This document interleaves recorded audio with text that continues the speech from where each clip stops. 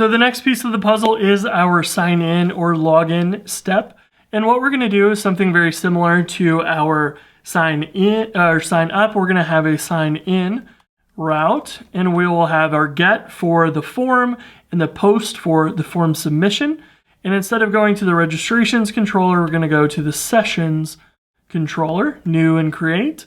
And we can go in here and define new and create. And we'll just have those ready to go. Now, we don't have any views for sessions yet because the destroy just doesn't need a view. And we can go and create our folder here for app views sessions and define our form as new.html.erb. And here we'll say sign in, and we'll have our form with, but instead of a model this time, what we're going to do is we're going to say sign in path and do a form for that. We don't create a user record in this form. We're just looking one up. And so we're going to just grab the email and password and look them up directly. So if we go to our registrations new, we can grab these fields for email and password. We can paste them in and use them for our form here. And we'll do the same thing for our submit button.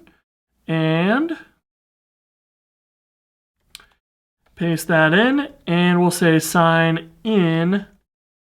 So if we visit the sign in page on our browser, we're going to see that it works and we are good to go with this, but we do not have anything for the create action. So if you submit this form, what you will get is nothing. It will do absolutely nothing. So you can click this and the button gets disabled and nothing happens. Well, what actually happened is if you go to your Rails logs, you'll see a post to sign in. It will give us the email and the password, but they're not nested inside of the user in our hash anymore. They're just at the top level. And we can use those to find our user and verify that password.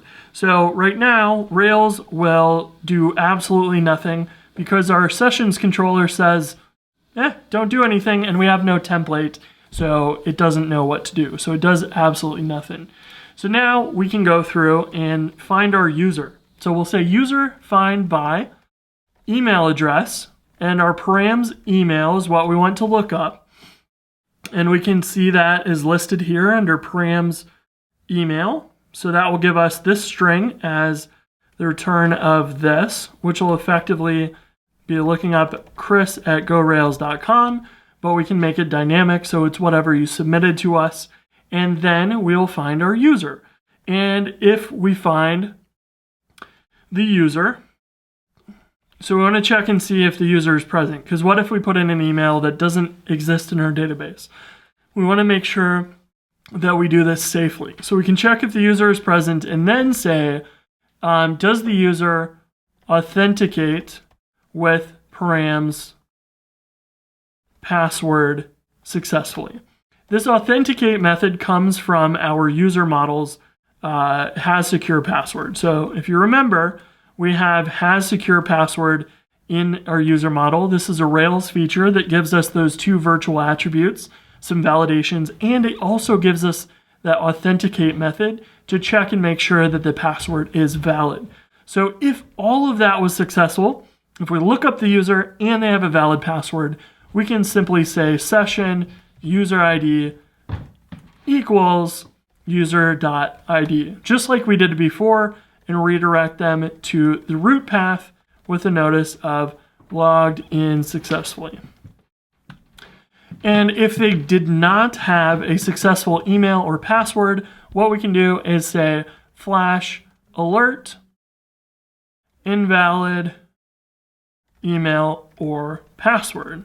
And we'll use double quotes there because that's what I like to use.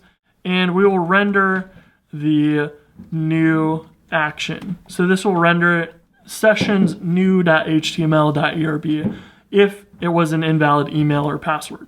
So let's try that. Let's refresh our page. We'll say steve@apple.com, and we can spell it as wrong as we want and find no user in the database. We should get email, invalid email or password. We can also do that with a valid email address but an invalid password, and we should get the same response.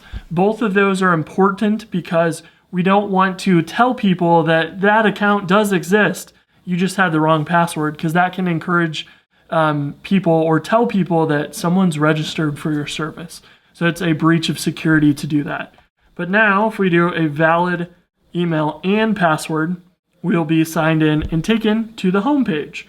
So all of that is working as we would want. But now we need to go and update the nav bar to include links for those if we're signed in or not. But we're going to need to do a little bit of extra stuff to keep track of whether or not the user is logged in. Because you remember, the only place we know if the user's logged in is here in our main index, which we don't want to have to copy this code all over the place. So we'll talk about that in the next video.